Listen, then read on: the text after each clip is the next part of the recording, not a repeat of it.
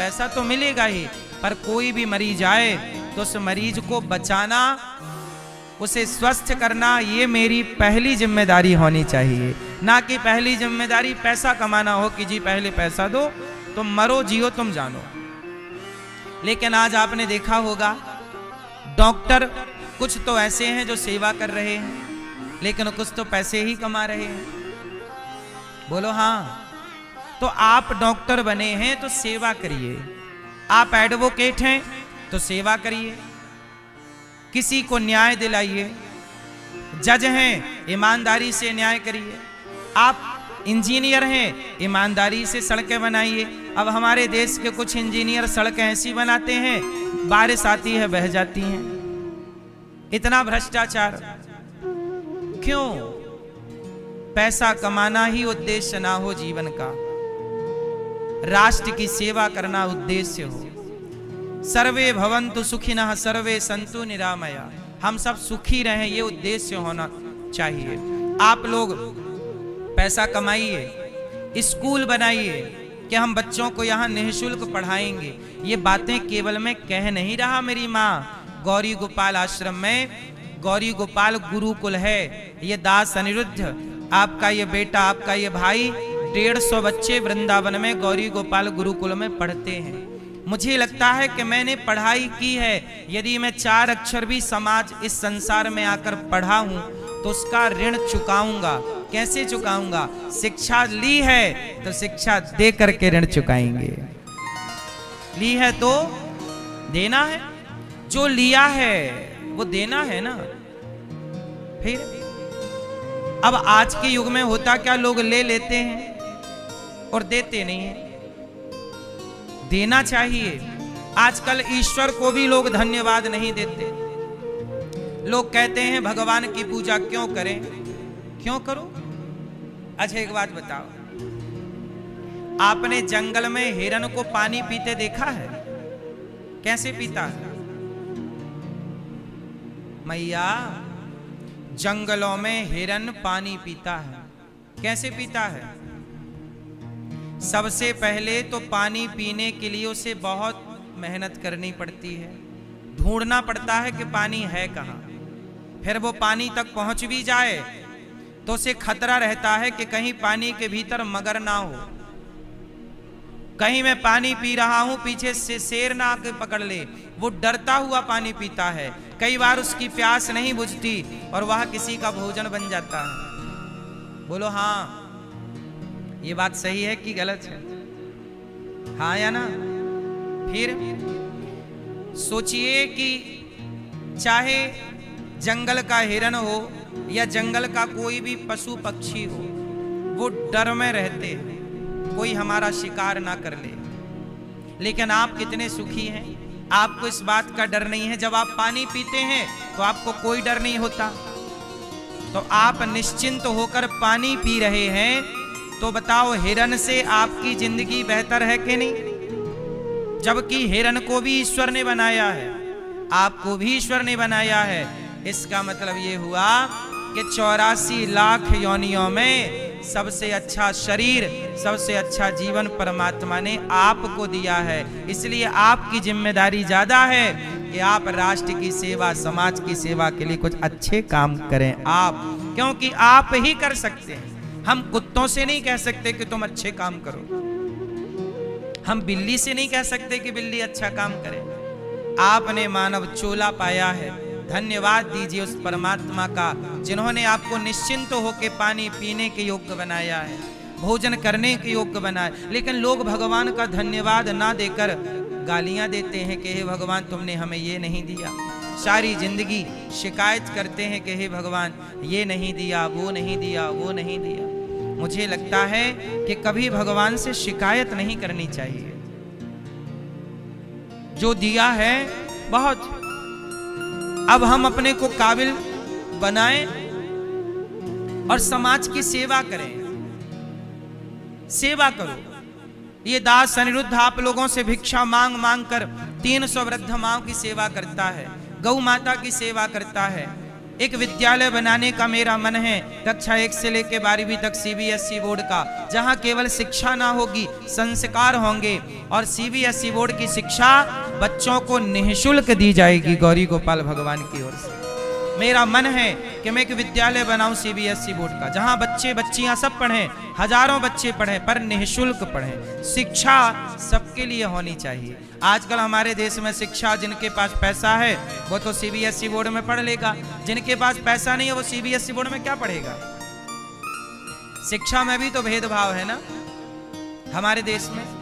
वो भेद को मैं मिटाना चाहता हूं। मैं कर पाऊंगा नहीं कर पाऊंगा वो अलग विषय है, लेकिन मैं सोच तो रहा हूं। क्यों मेरी मां? इसलिए आप करो ना करो, पर अच्छा सोचो तो सही, अच्छा करने के रास्ते पर चलो तो सही, चल पड़ो बस। अच्छे विचार लाओ और चलो। अब मनुष्य बन करके हम निंदा कर रहे हैं तो ये हम अपना टाइम बिगाड़ रहे हैं। हमें भगवान ने निंदा करने के लिए नहीं भेजा। मनुष्य का धर्म है परहित सरिस धर्म नहीं भाई। भैया ये साउंड सिस्टम नहीं चल रहा पीछे का, भैया चल रहा 5 मिनट। रुको रुको रुको 2 मिनट। तो परहित सरिस धर्म नहीं भाई, पर पीड़ा सम नहीं अधमाई। दया धर्म का मूल है, पाप मूल अभिमान। तुलसी दया न छोड़िए जब तक घट में प्राण। अब आई आवाज, देखो थोड़ा गूंजे ना सतीश बेटा, गूंजे ना, इसका ध्यान रखो। तुलसी दया न छोड़िए जब तक घट में, ठीक है ठीक है। इसको दया धर्म का मूल है, पाप मूल अभिमान। मनुष्य का जीवन पाए हो तो परोपकार, दया धर्म का मूल है। भगवान के, अब देखो ये भागवत जी का सवाल है, मनुष्य का धर्म क्या है? तो मनुष्य का धर्म क्या है? धर्म न दूसर सत्य समाना। अच्छा, भगवान के अवतार कितने हैं? सनातन धर्म में कितने भगवान होते हैं? जोर से, कितने? जोर से, कितने? सनातन धर्म में एक ही भगवान होते हैं, और उन एक भगवान के अवतार बहुत सारे होते हैं। उन्हीं का अवतार है, एक अवतार है राम, उनका एक अवतार है कृष्ण, उनका एक अवतार है नरसिंह, उनका एक अवतार है वामन। ऐसे भगवान के 24 अवतार हैं। किन के अवतार हैं? भगवान श्रीमन नारायण के। अच्छा ये बताओ, भगवान साकार है कि निराकार? मैया, मैया जा रही हो? जा रही हो? टाटा। भगवान के कितने अवतार हैं? 24। भगवान साकार हैं कि निराकार? जोर से। मैया फोन पे पूछ रही हो कितने अवतार हैं? किसको लगाई हो फोन? किसी को बिठा के आई हो कि कोई सवाल ना बनेगा तो मैं पहुंच लूंगी फोन लगा के? हैं? बात ना करो मेरी माँ।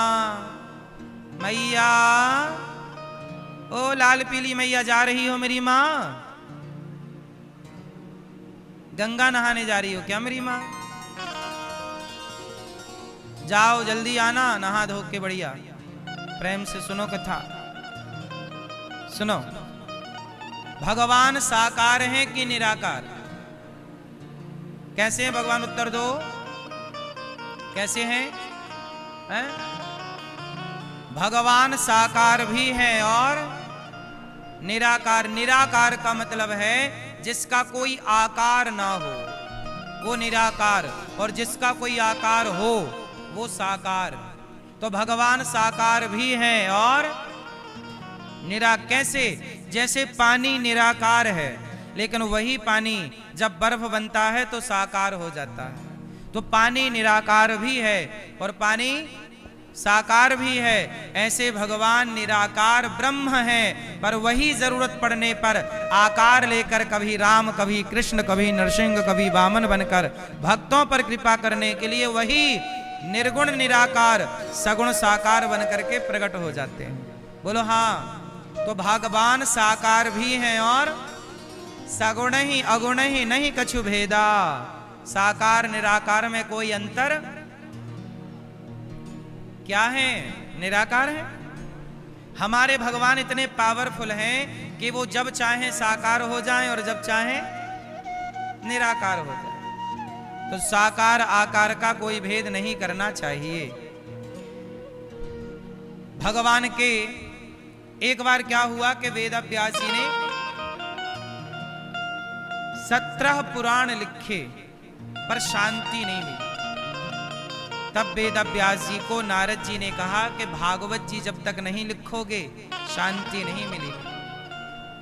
तब वेद व्यास जी ने भागवत जी की रचना की और नारद जी के कहने से रचना की। और नारद जी ने कहा कि भागवत में भगवान का प्रेम का चरित्र गाइएगा, प्रेम की करुणा की गाथा गाइएगा। वेद व्यास जी ने भागवत की रचना की और महाभारत के युद्ध से भागवत की शुरुआत की। अब मैं आपको थोड़ा महाभारत का चैप्टर सुना दूं। महाभारत कहां हुआ था? मैया बैठो मेरी मां। महाभारत कहां हुआ? जोर से। कुरुक्षेत्र। कब हुआ? आज से लगभग 5,500 साल पहले। महाभारत में कितने पक्ष हैं? 2, कौरव और। अच्छा, महाभारत क्यों हुआ? महाभारत क्यों हुआ? क्यों? क्योंकि कौरवों ने, क्योंकि वहां पर जमीन का बंटवारा ठीक ठीक नहीं हुआ। अक्सर महाभारत क्यों होता है? जमीन के बंटवारा ना होने से महाभारत होता है। भाई भाई का महाभारत क्यों हुआ? भाई भाई में लड़ाई किसके लिए होती है? झगड़े की जड़ 3, जड़, जोरू और जमीन। झगड़े की जड़, बोलो, झगड़े की जड़ 3। जड़ या तो मूर्खता होगी, जड़ता। जड़ मतलब मूर्खता। यदि आप मूर्ख होंगे तो झगड़ा होगा। तो झगड़े की जड़ 3, जड़ मतलब मूर्खता, जोरू मतलब स्त्री और जमीन मतलब जमीन जायदाद, खेत खलिहान। तो झगड़े की जड़ 3, जड़, जोरू और। तो महाभारत का जो युद्ध हुआ, यहां क्या विवाद था? जमीन का। पांडव कह रहे थे कि हमें 5 गांव दे दो। पांडव कह रहे थे कि भैया हमें 5 गांव। मैया, पांडवों को कितना चाहिए था? पांडवों की सारी संपत्ति कौरवों ने जुआ में हड़प ली और कह दिया कि तुम 12 साल का वनवास पूरा करो। यदि 12 साल का वनवास पूरा कर लिया, 1 साल का ज्ञातवास पूरा कर लिया, तो हम आपका जीता हुआ सारा धन मतलब इंद्रप्रस्थ लौटा देंगे। और जब ये 12 साल का वनवास पूरा करके आए तो बोले कि अब हमारा इंद्रप्रस्थ लौटाओ, तो मना कर दिया। अपनी बातों से मुकर गए कौरव लोग, धृतराष्ट्र जी महाराज। तब भगवान बोले कि चलो पूरा ना दो तो 5 गांव दे दो। कितने गांव दे दो? 5 गांव। पर दुर्योधन वह भी दे ना सका, बोला नहीं दूंगा। और जब 5 गांव नहीं दिया तो क्या हुआ? अच्छा ये बताओ, महाभारत किसकी गलती से हुआ? किसकी गलती से हुआ? किसकी? मैया क्या सलाह बनी? किसकी गलती थी महाभारत में? किसकी गलती से महाभारत हुआ? जोर से। द्रौपदी। चश्मा वाले भैया कह रहे हैं द्रौपदी की गलती थी। मैया पीली मैया, आप क्या बोल रही हो? किसकी गलती से महाभारत हुआ? हैं? कौन? आपके पड़ोसी? पड़ोसी की क्या गलती थी? किसकी गलती से महाभारत हुआ मैया? हैं? पांडवों की गलती से। सुनो, नहीं मैया मिली हैं अपने को, प्रणाम कर लो सब लोग। कह रही है पांडवों की गलती से महाभारत हुआ।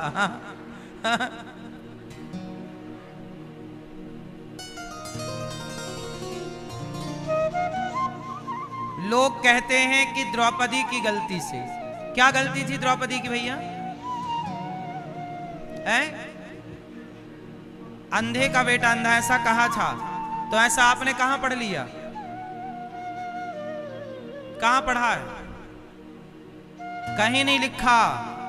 द्रौपदी के बारे में लोग ऐसी अफवाह फैलाते हैं कि इसलिए महाभारत हो गया कि द्रौपदी ने कह दिया था कि अंधों के अंधे होते हैं। महाभारत में ये बात नहीं लिखी, ये तो टीवी सीरियलों में बताया गया है। टीवी सीरियलों में तो अपने हिसाब से बता देते हैं टीवी वाले। अब देखो आप लोगों का भी क्या जजमेंट है। आप लोग जज होते तो निर्दोष को ही फांसी पर चढ़ा देते। इसलिए भगवान का धन्यवाद कि आप लोग जज नहीं हैं।